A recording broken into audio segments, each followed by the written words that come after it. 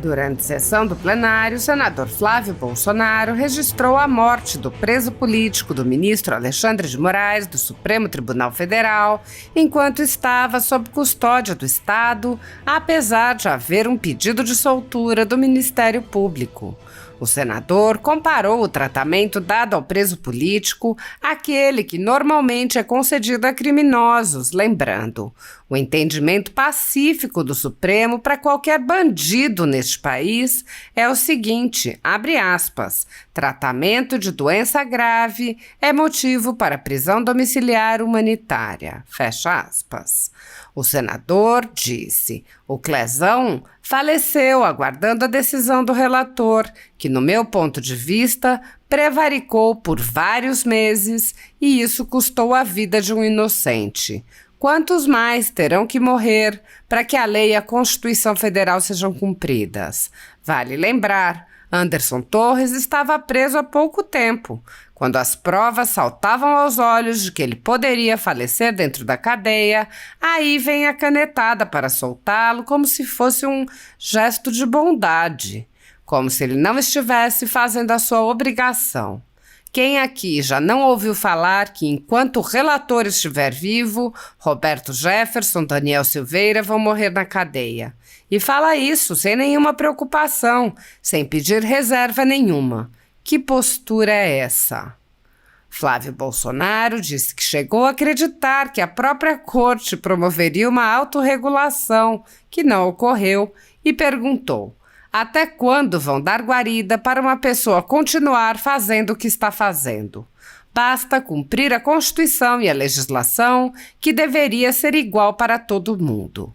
A lei existe exatamente para evitar que apareçam déspotas. O senador rebateu as narrativas que foram utilizadas para prender inocentes e mostrou como, no caso de Clériston, as acusações não se sustentam em nenhum fato. Ele disse: se houvesse um julgamento e não uma inquisição, hoje o Clezão já estaria absolvido. O que temos visto na prática são condenações absurdas que beiram 17 anos de cadeia em regime fechado. Flávio Bolsonaro apontou que, além de estarem recebendo penas muito superiores às de criminosos verdadeiros, os presos políticos estão sendo julgados em bloco. O senador disse: os advogados sequer têm a oportunidade de fazer uma sustentação oral. São obrigados a mandar um vídeo gravado para o Supremo, mesmo sabendo que ninguém vai assistir a esse vídeo, porque seus clientes já estão pré-condenados. É essa democracia que alguns aqui dizem defender e que sabem que é da boca para fora apenas. Isso sem falar que o foro competente, obviamente, nunca foi, não é e nunca será o Supremo Tribunal Federal para julgar esse tipo de pessoa. Essa é mais uma aberração que é cometida à revelia da nossa Constituição.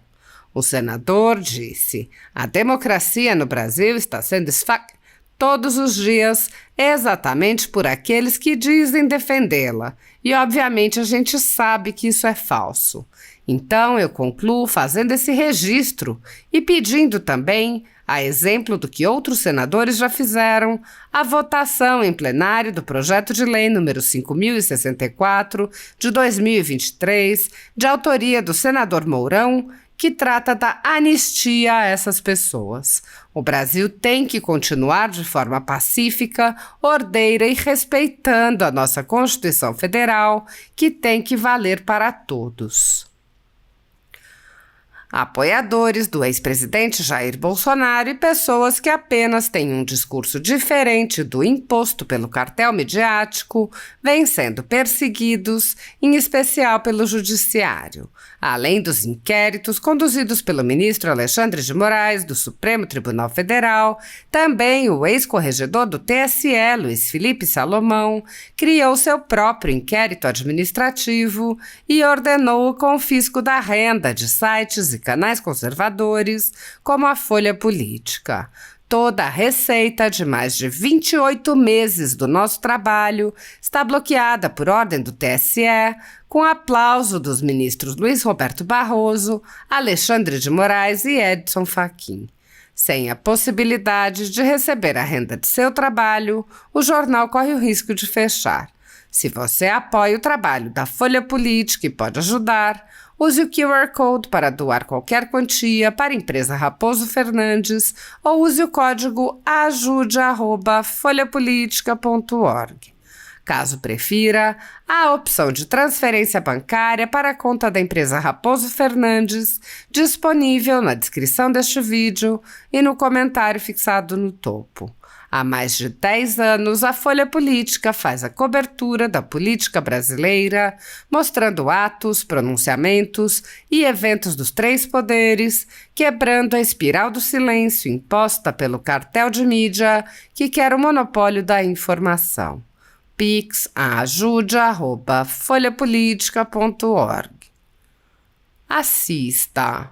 Não poderia deixar de fazer o meu registro sobre essa covardia que levou a primeira vítima fatal dos atos do Rio de Janeiro, o senhor Clérison Pereira da Cunha, de 46 anos, que faleceu deixando viúva e 2 filhos. Clezão do Ramalho, como ele era conhecido, que faleceu sob a tutela do Estado, dentro do presídio, que estava preso preventivamente há 10 meses. Passava mal com frequência, era atendido sempre dentro do sistema penitenciário, possuindo laudo médico atestando seus problemas cardíacos graves. A sua defesa peticionou o relator 8 pedidos de liberdade provisória, alertando que a manutenção da sua prisão poderia ser uma sentença de morte. E, infelizmente, os advogados estavam certos. Mesmo com a manifestação nos autos da Procuradoria-Geral da República favorável à concessão da sua liberdade provisória, o relator, senador Magno Malta, simplesmente ignorou o entendimento pacífico do Supremo para qualquer bandido nesse país. É o seguinte, abre aspas, tratamento de doença grave é motivo para prisão domiciliar humanitária. E o Clezão faleceu aguardando a decisão do relator, que no meu ponto de vista prevaricou por vários meses. E isso custou a vida de um inocente. Senador Jorge Seif, quantos mais terão que morrer para que a lei e a Constituição Federal sejam cumpridas? Vale lembrar, Anderson Torres estava preso há pouco tempo. Quando as provas saltavam aos olhos de que ele poderia falecer dentro da cadeia, aí vem a canetada para soltá-lo como se fosse um gesto de bondade. Como se ele não estivesse fazendo a sua obrigação. Quem aqui já não ouviu falar que enquanto o relator estiver vivo, Roberto Jefferson, Daniel Silveira vão morrer na cadeia? E fala isso sem nenhuma preocupação, sem pedir reserva nenhuma. Que postura é essa? Eu sempre acreditei numa espécie de autorregulação do Supremo Tribunal Federal. Sempre. Que pela maturidade, pela vivência dos ministros do Supremo, a maioria em algum momento ia falar, chega, já deu, vamos voltar à normalidade, que a vida do brasileiro tem que continuar. Até quando vão dar guarida para uma pessoa continuar fazendo o que está fazendo? Basta cumprir a Constituição e a legislação, que deveria ser igual para todo mundo. A lei exige exatamente para evitar que apareçam déspotas. O desrespeito é tanto, senador Flávio, que ele chegou a invadir o meu gabinete. O gabinete de um senador da República. Também. Invadiu, sem fato determinado. Virou um país sem lei. Quer fazer alguma coisa, cumpra os requisitos legais. E as acusações que pesavam sobre o Clezão, senador Cleitinho? Associação criminosa armada. O cara não andou armado, não estava armado no momento da prisão, não tem nada nos autos que fale, que diga, que prove que ele estava armado. Abolição violenta do Estado Democrático de Direito. É o crime impossível. Quem em sã consciência acredita que após o que aconteceu no dia 8 de janeiro, ia sentar alguém na cadeira de presidente, ou na cadeira do Supremo, ou aqui na cadeira do Congresso Nacional, ia começar a dar ordem e o Brasil ia cumprir. É o crime impossível. Golpe de Estado. Um movimento completamente espontâneo, sem liderança. E eu pergunto, se é golpe de Estado, quem é ser o ditador do Brasil após 8 de janeiro? Senador Magno Malta, pode me responder quem seria o ditador do Brasil após 8 de janeiro? A nossa irmã Hilda, talvez? Se houvesse um julgamento e não uma inquisição, hoje o Clezão já estaria absolvido. O que temos visto na prática são condenações absurdas que beiram 17 anos de cadeia em regime fechado. Nem assassinos, traficantes de droga, feminicidas, que seja réu primário, pegam uma pena tão grande como essa no Brasil. E hoje eu acho que todos os brasileiros têm uma referência do que é de verdade que nós estamos vendo acontecer lá com o Hamas contra Israel. Aquilo não é quebrar vidraço de prédio público. E as pessoas que estão sendo julgadas são pessoas simples, trabalhadoras, que estão indo a julgamento, senador Flávio Arnes, em bloco. Os advogados que querem ter oportunidade de fazer a sustentação oral são obrigados a mandar um vídeo gravado para o Supremo, mesmo sabendo que ninguém vai assistir esse vídeo, porque os seus clientes já estão pré-condenados.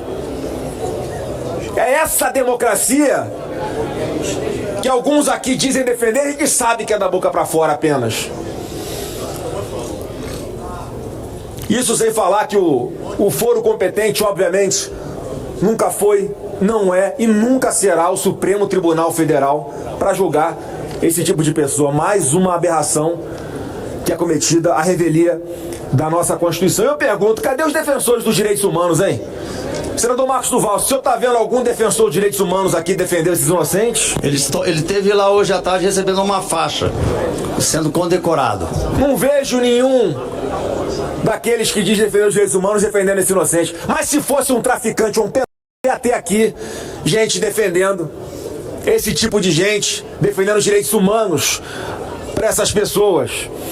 E por fim, presidente, a democracia no Brasil está sendo esfaqueada todos os dias, exatamente por aqueles que dizem defendê-la. E obviamente a gente sabe que isso é falso.